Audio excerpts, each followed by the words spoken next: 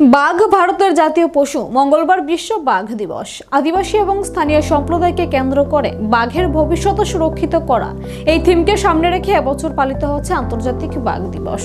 সমগ্র বিশ্ব বাঘের সংরক্ষণের জন্য জনসচেতনতা বৃদ্ধির উদ্দেশ্যে প্রতি বছর 29শে জুলাই পালন করা হয় বিশ্ব বাঘ দিবস।